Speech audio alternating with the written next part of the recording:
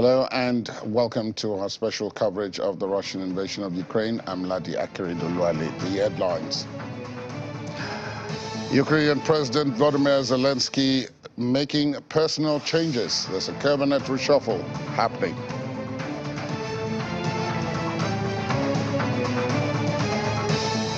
Top former FBI official charged with violating U.S. sanctions on Russia.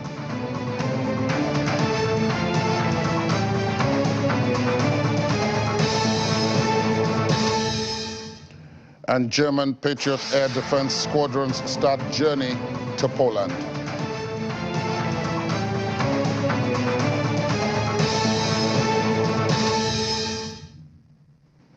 Ukrainian President Volodymyr Zelensky says the changes in senior positions in government and in the regions would be made within a day.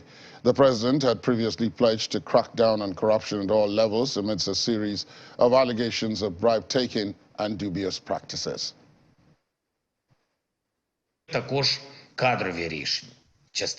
are already personnel decisions, some today, some tomorrow, regarding officials of various levels in the ministries and central government structures, as well as in the regions and in the law enforcement system.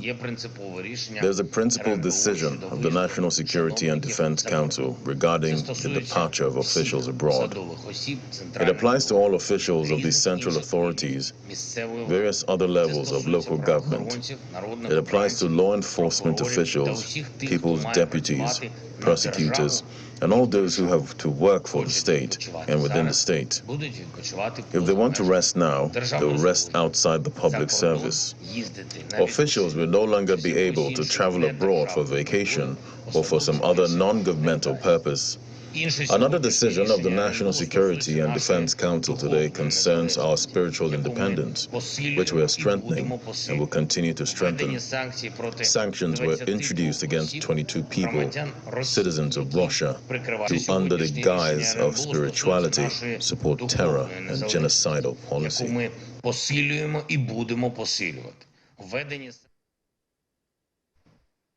One of Russia's richest tycoons has called on the authorities to tolerate rather than punish hundreds of thousands of workers who have fled abroad due to Moscow's actions in Ukraine, arguing that the country needs their brain power. He said Moscow had to be tolerant even if remote workers held views which Russian patriots disliked, a reference to the fact that many of those who left, including IT specialists, did so to avoid being drafted into the army or because they disagreed with what Moscow calls its special military operations in Ukraine. Vladimir Putin is estimated to be Russia's richest or second richest man thanks to his stake in metals giant Nonikkel.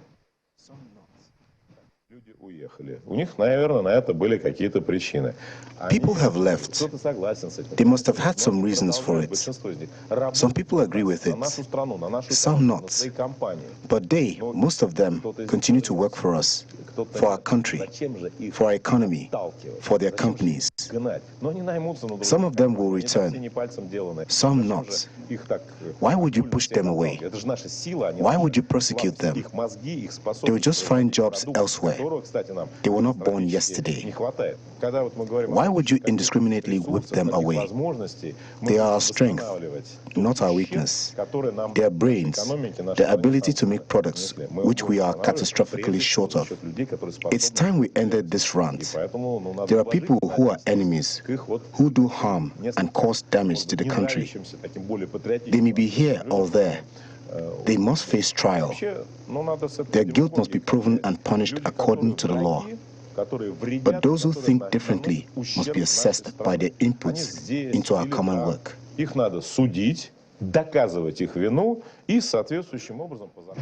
And dozens of people gathered outside the European Council to call on the European Union foreign ministers to deliver German-made Leopard tanks to Ukraine. Germany's Leopard tanks, fielded by armies across Europe, are widely seen as the best fit for Ukraine, but Berlin must authorize their sale and has yet to do so.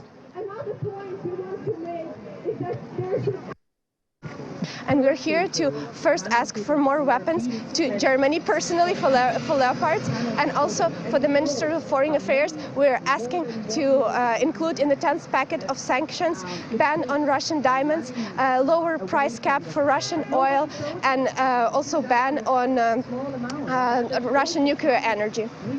Ukraine needs those weapons to make sure that we will retake our occupied territories. Right now it's horror on the occupied territories. It's not like occupied and peaceful. People are being tortured, children are being stolen away and brought to Russia. So it's not a matter of territories, it's what happens to our people. And in order to help us liberate our people, we need to have aggressive, offensive weapons. We cannot protect ourselves into victory. And Norwegian police have detained the former commander of Russia's Wagner mercenary group, who recently fled to Norway, but his lawyer dismissed suggestions that he might be deported to Russia. A Russian prisoners' rights group, Docu, published a recording of a phone interview with Andrei Medvedev in which he urged Norway to let him stay and testify against the private military group, which has been fighting Ukrainian forces in some of the most brutal battles of the war. Mr. Medvedev said he had been detained and handcuffed on Sunday at a hotel where he was staying and taken to a detention center. Gulagu.net said Mr. Medvedev had been told he faced deportation. There was no immediate comment from Norwegian authorities on the matter, but his Norwegian lawyer, Brynjolf Risnes, said the risk of being deported is zero. Police had detained Mr. Medvedev as there was a disagreement between them about the measures taken to ensure his safety. And the former head of counterintelligence for the FBI's New York field office has been charged in 2 separate indictments for allegedly working with a sanctioned Russian oligarch after he retired and concealing hundreds of thousands of dollars he received from a former employee of an Albanian intelligence agency while he was a top official at the Bureau. Charles McGonigal, a 22-year veteran of the FBI until he retired in 2018, was arrested on Saturday at John F. Kennedy International Airport in New York when returning from international travel. The charges announced by the U.S. Attorney's offices in the Southern District of New York and Washington mark a dramatic fall for Mr. McGonigal, who has surrendered his passport and is currently prohibited from any international travel. He entered a plea of not guilty via his attorney at an arraignment yesterday afternoon in New York on charges in connection with violating U.S. sanctions, conspiracy, and money laundering for working in 2021 with Russian oligarch Oleg Deripaska, who was sanctioned for interfering in the 2016 U.S. presidential election. Prosecutors allege Mr. McGonigal and Sergei Shestakov, a former Russian diplomat who has most recently worked as an interpreter in New York federal courts in Manhattan and Brooklyn, violated U.S. sanctions by digging up dirt on Mr. Deripaska's rivals at the time he was already sanctioned. And Russia is downgrading diplomatic relations with NATO member Estonia, accusing Tallinn of total Russophobia. The Russian Foreign Ministry said it had told the Estonian envoy he must leave next month, and both countries would be represented in each other's capitals by an interim charge d'affaires instead of an ambassador. He said this was in response to an Estonian move to reduce the size of the Russian embassy in Tallinn. In recent years, the Estonian leadership has purposefully destroyed the entire range of relations with Russia. Total Russophobia, the cultivation of hostility towards our country, has been elevated by Tallinn to the rank of a state policy. Estonia and its Baltic neighbors, Latvia and Lithuania, have been among a group of NATO allies arguing strongly for Germany to provide its Leopard battle tanks to boost Ukraine in fighting off Russia. Estonia joined other Ukrainian allies last week in sending more weapons of its own. Meanwhile, Latvia's foreign minister said he had told Russia's ambassador to Riga to leave the country by February the 24th, lowering diplomatic ties with Moscow in an act of solidarity with Estonia. Earlier in the day, Russia said it was downgrading diplomatic relations with NATO member Estonia, accusing it of Russophobia, as we've just been reporting, and Tallinn responded by telling Moscow's envoy to the Baltic nation to leave. and Germany has begun deploying Patriot air defense systems to Poland in order to help secure its NATO allies' airspace. The deployment is scheduled for 6 months initially, with the training of Ukrainians on the Patriot system running at the same time. Let's talk now to Dr. Tony Agbons, researcher, senior lecturer at the Anglia Ruskin University in the British capital, London. He joins us via Zoom. Good morning to you, Dr. Agbons. Nice to see you as always. Yeah, good morning, Laddie. Good to see you. Happy New Year. I hope it's not too late to say that. No, it isn't. It isn't. Always enough time to say that. Thank you for joining us. This issue of tanks or no tanks, Germany balking at sending those tanks, many people will say it's historical, but I want to start from where you are. The British have gone ahead while these arguments are going on and have approved the British Challenger tank to be sent to Ukraine. But I'm also told that Britain doesn't have too many of these tanks. So what do you make of that? You know, helping, but possibly at your own cost. Yeah, thank you, Laddie, for that question. And thank you for acknowledging that the British have already sent some tanks to, a close ally, Ukraine, and understandably so, considering that right from day one, the UK government has stood solidly behind the Ukrainians, in thwarting this aggressive invasion from Russia. Yes, it is true that the British themselves do not have too much of these tanks, especially the world has been relatively peaceful, so to speak. But like it is often said, at all, that is what is bad, So I think it's a good step in the right direction, considering other support that the UK government has given to Ukraine before now.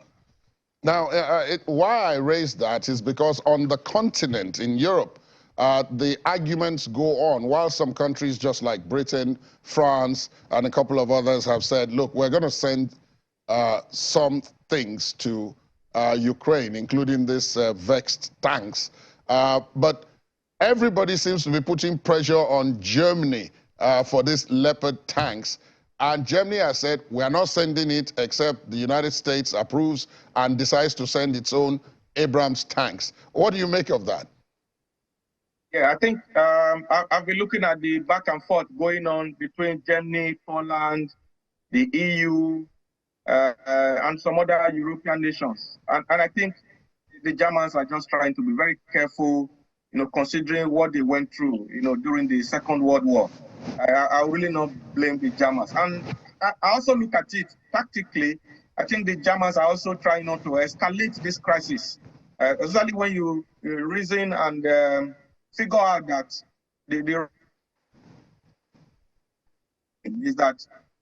if the EU and other allies like the NATO alliance, if they begin to give, some of this very huge military hardware to the Ukrainians, that the crisis may actually escalate. So I think Germany is just being tactical. And let's not forget, most of these Leopard tanks, they're actually manufactured by Germany.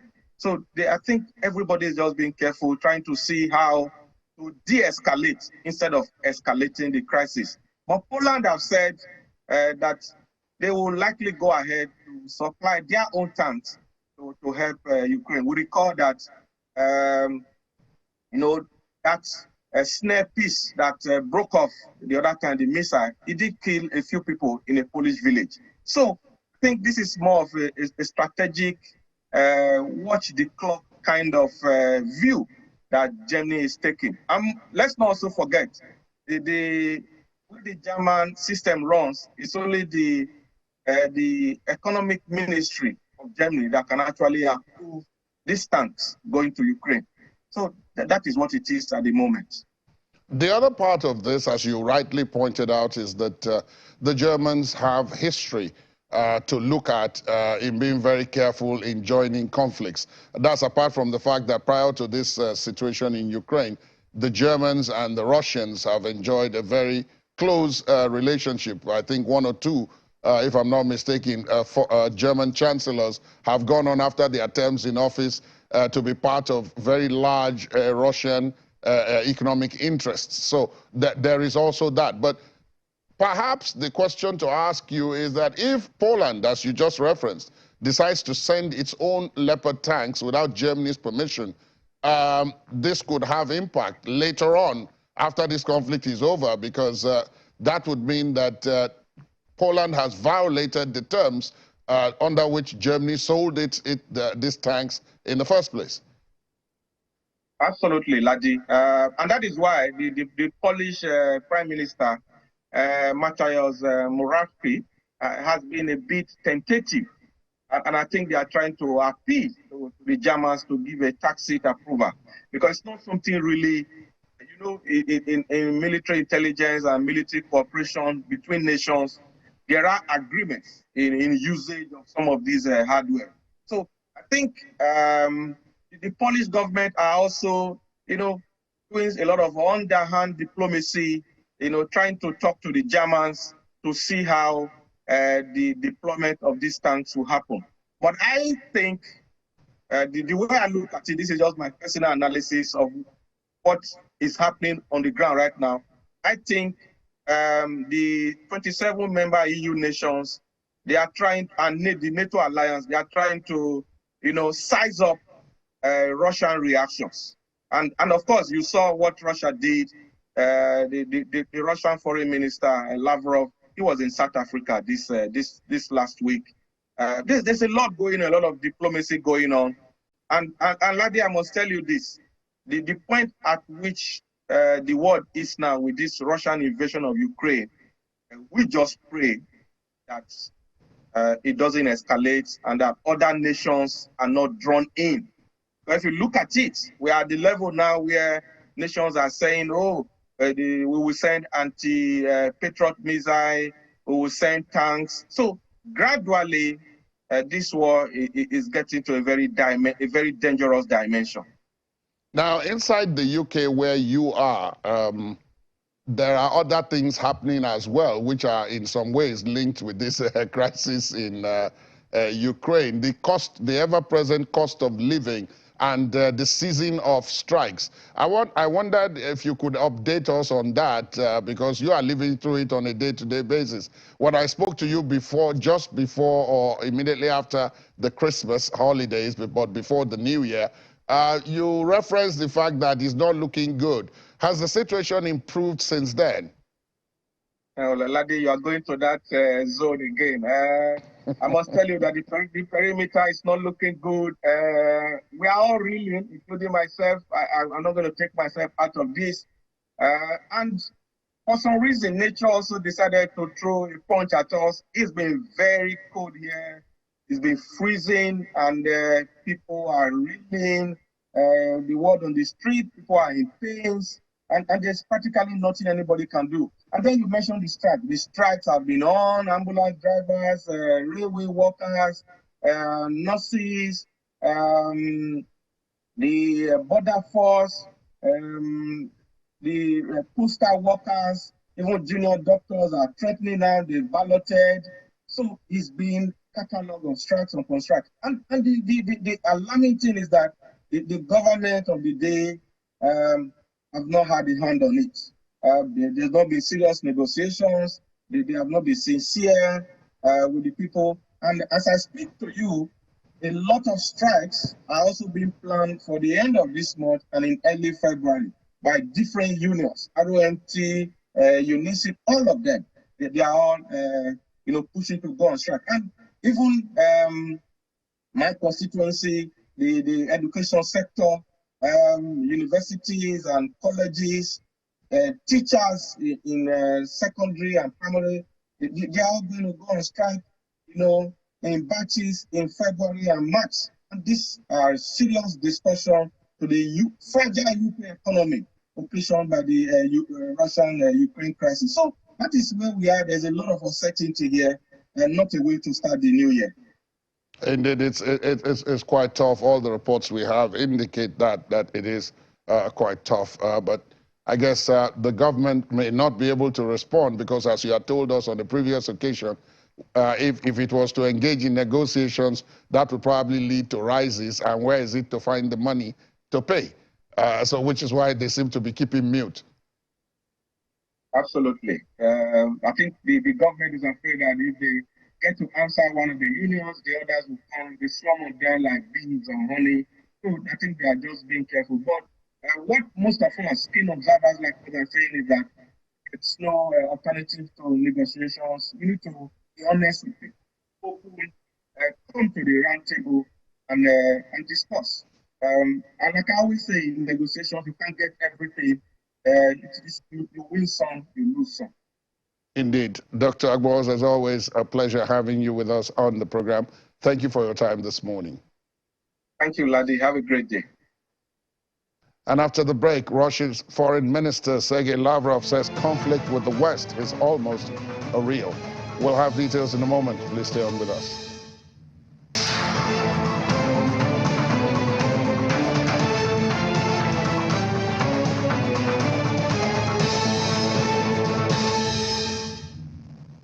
Thanks for staying tuned. Let's talk now to Onyekachi Adekoya, security analyst and risk management consultant, who joins us virtually from the nation's commercial capital. Good morning to you. Happy New Year. Thank you for your time on the program.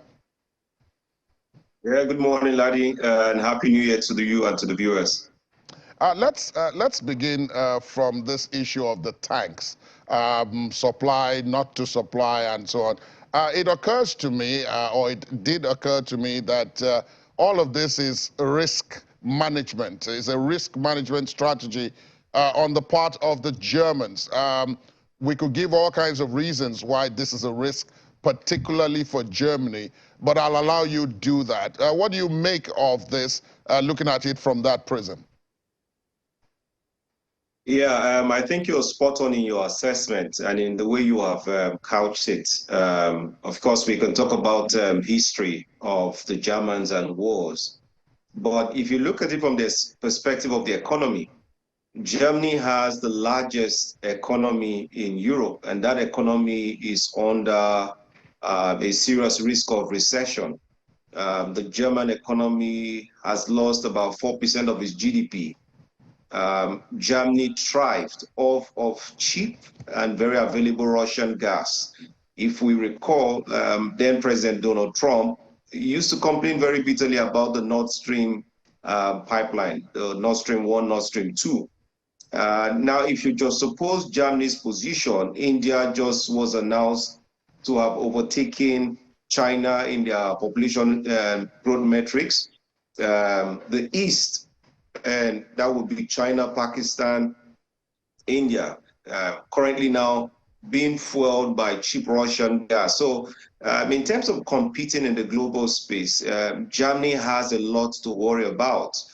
Time it was when Germany would rival the US interest in Europe, at the same time being an ally. So there's a lot of geopolitics at play. And importantly, I think if a full war breaks out in Europe, Germany stands to lose the most of any of these countries. The UK is quite isolated in terms of the channels you have to cross, and plus the UK is a naval power. Germany is right at the heart of Europe, and that's why you find that the Germans and the French are almost playing a counterbalance to the US interest in Europe while still remaining allies. So that would be my initial assessment. So there's a lot at stake for Germany. Indeed, but let's now broaden the horizon, shall we, and talk about Europe itself as a continent, leaving out the United States for the moment, because as you pointed out, just like Britain, the United States is a bit far from the theater of a conflict in terms of geography. But Ukraine and Russia, we have repeatedly been told, are the center of Europe. So all countries like Poland, Norway, Finland, and so on are also very easily and very quickly drawn into the situation. Do you think they are also managing the risks of supporting Ukraine or supporting Russia, if they are, for those who are, against their own capacities to keep going on both economically and politically if things go wrong, if their support ends up on the losing side? Are you seeing them effectively manage that? Because as we have seen in the past, the United States can simply walk away. Yeah, so good assessment. Again, United States walking away. Case in point, Afghanistan. The U.S. had to walk away from Vietnam. As a matter of fact, just to digress, the U.S. has been involved in over 107 conflicts. And in the modern era, in the 21st century, it hasn't done so very well in terms of war and conflict. And you are correctly, you've correctly put it there. The U.S. has no dog in the fight. And I do think that some of this is just geopolitics and some other assessments, which we may get to. Now, for the issue of Poland, Poland has other considerations for being more than willing to get into a fight. Poland has never really been friends with a Russia. I mean, you can go back to the early 19th centuries and a different Prussian War, the connections between Poland, Germany, and the war against Russia. So there's history between Poland and Russia. Latvia, Estonia, there's also a bit of history since the breakup of the Soviet Union and the expansion of NATO into those places, and also the enticement of joining the EU and a better future for themselves. So with Poland, it's clear enmity, no love lost there for Russia. Again, some argue that the bulk of Western Ukraine were historically Polish territories, so there's also some arguments as to what is Poland's true interest in this. For Russia, Russia has positioned significant forces in Belarus, and some analysts will argue that there is a pending major offensive coming for Russia, and perhaps that force position in Belarus will seek to cut off NATO supplies coming through Poland to Ukraine. Now, as to who will win or lose and which of the sides any of the parties will be, Russia is about 17 million square kilometers of landmass. Russia has a history of taking several beatings in wars and coming back. Russia today is a nuclear power. In terms of global firepower, Russia ranks top 3. As a matter of fact, it is said that Russia is shooting off over 60,000 hard artillery shells compared to 6,000 of what Ukraine is shooting. And Russia has a capacity of producing over 7 million of this every year. In storage, over 17 million, being used up currently. So Ukraine, in my own assessment, is outgunned. Russia, as it were, had been preparing all the while for an existential war with NATO, not just Ukraine. So that's why you see the Russians have taken a slow methodological approach to this fight. And for them, they have resolved that they won't bleed their resources out. They will drag this out as much as they can. And to prove this also, you will see that Russia has not used its most devastative weaponry in its arsenal, or its most modern arsenal. So there will be no winners in this war, as it were. I worry for Ukraine and the devastation in Ukraine and what will be left of Ukraine after this NATO-Russia conflict. And mind you, the major European powers don't want to see a major war in Europe, because that would take almost everybody back to the 19th century, and there's a whole lot at stake. If you listen to General Miley, the U.S. Chief of Staff, he had already said that it will be hard to kick out Russia from Ukraine, and he feels strongly that perhaps this whole matter will be resolved best at the negotiating table or through some form of diplomacy, while still insisting on the support to Ukraine. So it's a very dicey situation. I don't see any quick winners in this this conflict. I worry rather for Ukraine. The African continent has largely stayed out of it in terms of support, either military, economic, or otherwise. As a matter of fact, Africa has somehow been the beneficiary of benefits from both sides. The Ukrainians arranging grain on a complicated deal with philanthropy from Europe. The Russians also coming in as security buffers in several African states and offering projects as well. So at the end of the day, this is, if you look at it on the surface, it looks like this is a, quote, win-win situation for Africa. There are hardly any risks involved. Is that a fair way to describe it? Again, well, sadly, if you say we are profiting off of some people's misery, that's a way to look at it, but not necessarily. In terms of who stands to lose the most, you can see the Russians in South Africa, Lavrov today is in Eswatini. China has a significant position in Africa. The French just got kicked out of Burkina Faso, some parts of Central Africa. Russia, China seems to be expanding their influence. The US government will begin its own tour of Africa next year. But I think Africa has to some extent been abandoned by the West. And because of their colonial history with the West, you know, China has come in. So Africa is at a very unique point in history to play its politics right. As long as the destruction of Ukraine can continue, you know, there are now calls for the AU to be properly repositioned. Because if you follow what the Americans did, they had to pull out, they had a timeline. They pulled out from Afghanistan to focus more on Europe. The US is energy dependent. Currently, it's now an net exporter of petroleum products. The interest in Nigeria is not as much as it used to be, not like in the early 70s. So I think that Africa is now almost at a unique point. And yes, the non-alignment position of Africa has always served Africa fairly well. But for the first time in a long time, Africa can play all sides. I mean, countries like Nigeria requesting for a certain level of armaments from the US. There's Russia there, there's China there, there's Iran.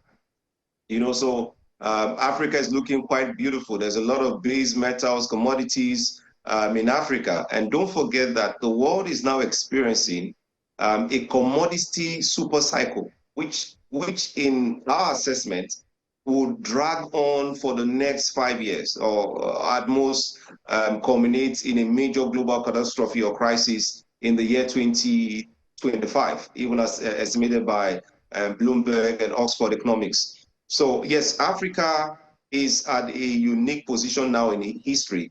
Africa just needs to get its house in order and leverage the situation the best it can, and staying out of the conflict or the fray, like India has done, is a sensible position to take. Indeed, deep perspective there, and one can only hope that the policymakers are on the continent and, of course, in Nigeria are listening to you as you speak, because this is, for many, an existential situation. Onyekachi Adekoya, thank you, as always, for your time and for your deep analysis on these matters. It's been a pleasure speaking with you this morning. Thank you for having me. And as you've been hearing, Russia's Foreign Minister Sergei Lavrov is on a 4-nation African tour, which will see him visit Eswatini, Angola, Eritrea, and South Africa, which was where he started. He was hosted by his South African counterpart, Dr. Naledi Pandor, who held talks on the bilateral ties and issues between both countries. More Russian scholarships have been announced for South African students, and Russia is also making a case for a more representative UN Security Council. Expectedly, the Russian invasion of Ukraine and the planned military exercise involving Russia, China, which is being hosted by South Africa, dominated the press conference addressed by both ministers. According to the Russian foreign minister, the meddling of the West has not helped matters.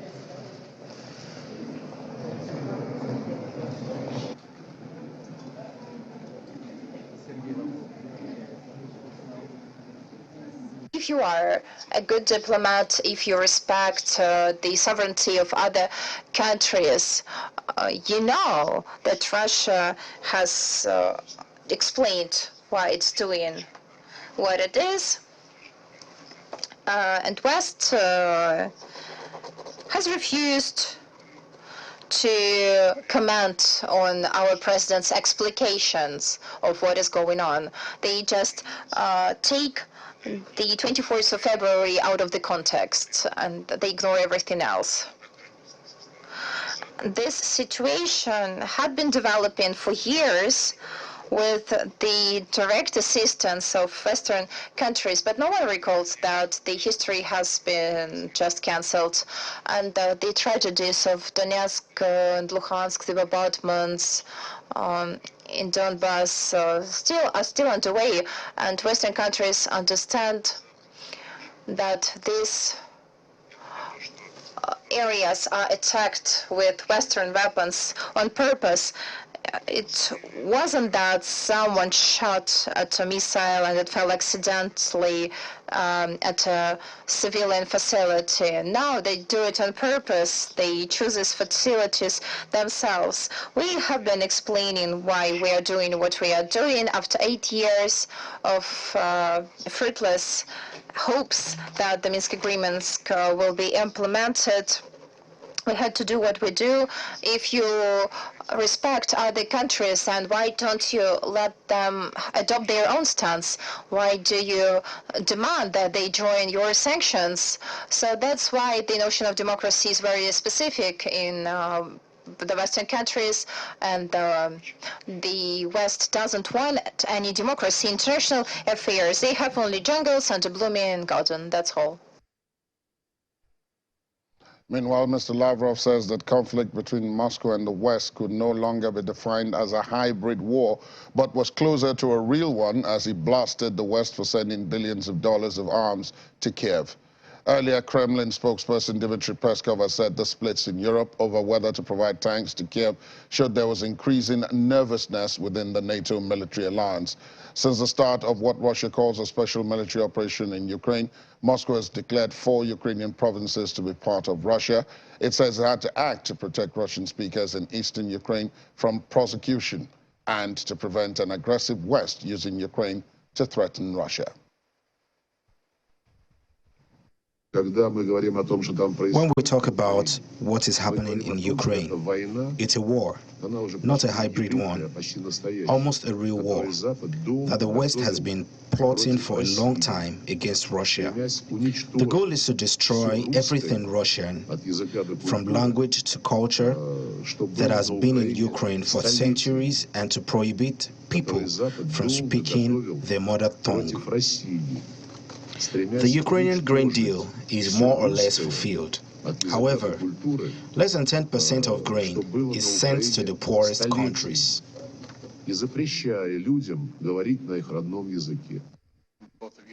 And when we return, Sean Penn is to premiere a documentary featuring Vladimir Zelensky at the Berlin Film Festival. Please join us again.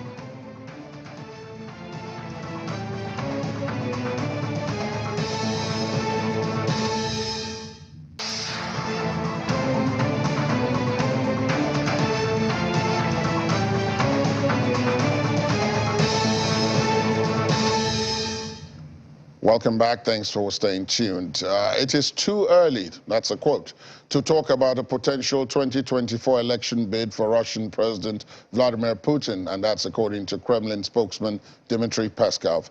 The president has not made any statements in this regard, according to Mr. Peskov, while speaking with reporters, when asked whether Mr. Putin was seeking to run in the next election. Work continues as part of the president's regular routine and schedule, he added. Asked if the Kremlin had already already started preparing for the campaign. Mr. Peskov said it was too early to talk about it as the Kremlin has a lot of current affairs. Mr. Putin has a very active schedule and a busy agenda, according to Peskov. Mr. Putin is currently serving his 4th term as president and has effectively been in power in Russia since 1999, when he was first appointed prime minister. He later became acting president when his predecessor, Boris Yeltsin, stepped down. In 2021, Mr. Putin signed constitutional amendments into law which allow him to seek 2 more 6-year terms when his current presidency ends in 2024. Let's talk now to Ini John Mekwa, who joins us on the program. Morning, Ini. Good morning. Good morning.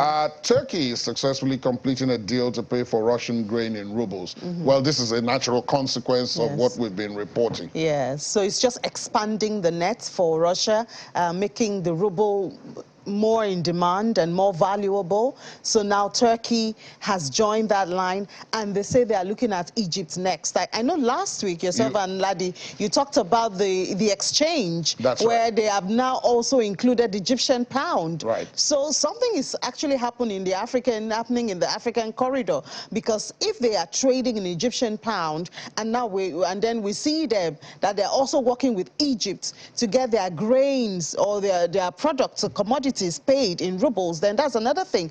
And they're also threatening that they're going to expand it even further to ensure that things like grains and those vegetables, that they are being traded in the rubles. And I don't know what, I mean, we know the grain deal, and we know how important grain is, and fertilizer, commodities. Absolutely.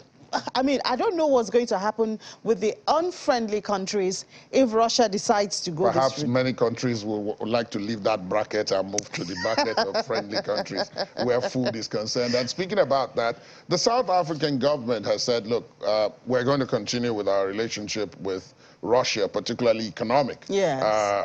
And in spite of the fact of what's going on in Ukraine, that has brought cost of living, inflation, all of that. Again, is that a natural consequence of what had been happening before? Well, remember that Ramaphosa is now the head of BRICS. Absolutely. So you remember we discussed it, you know, when he just assumed power on the 1st of January. Absolutely. It's the second time they're doing power. But South Africa was the head before now. It didn't make so much news because there was no war that was initiated by Russia. Right. Now the world is fighting Russia. And I think you even have some South Africans protesting, even the visit of Lavrov to South Africa. You know, and they're saying, how can you be in support of a country that's causing the world so much pain? You know, because of course when we talk about energy costs now, we can trace it to the war. When we talk about grains, we talk about fertilizer, which obviously helps agriculture. We talk about the war going on in Ukraine. So South Africans themselves are not happy. But I mean, I guess President Ramaphosa is in a fix because he's heading BRICS, and BRICS is not a group that you can actually just push away, because they control about 40% of the world population, you know, because of China and all those big India and all of that, you know, that make up a large population. Even Brazil, you know. So I mean, I don't know what the president would do to make the people happy, but I mean, this is where South Africa is at this time. Yes, and of course, the minister, the international relations minister there that we saw hosting Mr. Lavrov had said, look, we know what we're doing, and, you know, in spite of the protests, we know what we're doing. I guess they have a strategy in place. About this, indeed. And China's gold imports from Russia are rising as well, despite So it's sanctions. not just the cheap oil. It's not just the cheap oil. They also sell, and gold is really rising for I think about 2-3 weeks now. Gold has been rising. Well, one, because the dollar has weakened somewhat. And people are fleeing, as Ladi told me last week. People are fleeing. People are fleeing to gold, yeah. So it is a hedge, you know. It's good commodity that you can keep your money safe and everything. And so China, I think the crux of this matter is what will the West do to China and countries like India? Even though yesterday, okay, Olumide was here yesterday, we talked about how India has refused a ship from Russia, you know, to offload in India because, I mean, in China, because they're trying to, you know, follow the sanctions and all of that. But, I mean, we've seen India enjoy cheap oil for how many months now, buying oil as low as $35. So, I mean, why now? But, I mean, let's see what the West and EU, I'm sure they'll meet again, and then we'll see what happens with that. Yes. Thanks, Ini. Ini and her team will have the rest of the business news, both from this conflict and from the rest of the world, right after this on Business Morning, and then later on Business Incorporated. Thank you so much for having me. Quick look at the sports out of this conflict. Russia's Karen Khachanov has reached the semi-finals of the Australian Open for the first time after ailing American Sebastian Korda retired while trailing 7-6, 6-3, 3-0. The 18th seed raced out to a 4-1 lead before Korda claimed his nerves, or calmed his nerves, to force a tiebreak. But the Russian hit back to win the first set with a backhand scotcher and followed up by winning the second. With his injury affecting his rhythm and the match slipping away, Korda dropped serve early in the program. American actor and director Sean Penn will premiere a documentary he filmed in Kiev featuring Ukrainian President Volodymyr Zelensky at next month's Berlin Film Festival. The 73rd annual Berlinale, as the February 16 to 26 event is known, will shine a spotlight on the war, which will mark the first anniversary of Russia's invasion of Ukraine during the event. Mr. Penn's superpower, built as the chronicle of a film project that a reality forced to change into something less controllable but more meaningful, will be among the most prominent of the Ukrainian entries at the festival. Mr. Penn was in Kiev to shoot a documentary in late February of 2022 when the Russian invasion began. The two-time Oscar winner was photographed attending a government news conference in Kiev and could be seen meeting with President Volodymyr Zelensky in a video posted to the Ukrainian president's Instagram account. Thanks for being with us. I'm Ladi Akiridoluale. That's our package this morning. There'll be updates, of course, at 5 o'clock within the world today, so do watch out for that. For now, have a pleasant day ahead. Good morning.